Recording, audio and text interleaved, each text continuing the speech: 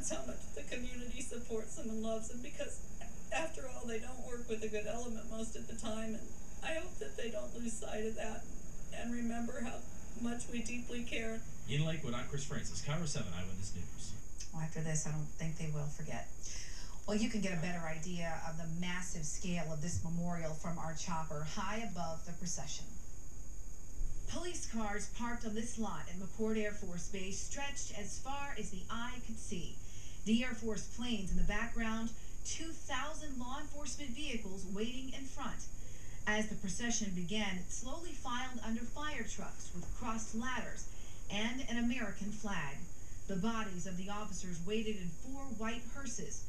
Outside the gates of McChord, we began to see the crowds of people that line this route in spite of freezing temperatures.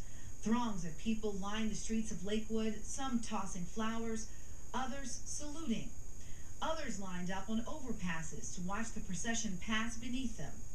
Finally, more than 2 hours after they started, the fallen officers reached the TACOMA Dome and the line of officers standing at attention.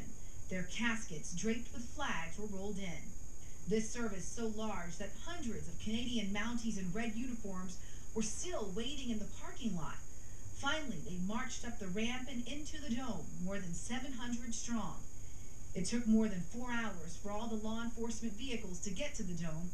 The procession stretched the full 7 miles between McChord and the dome for much of that time.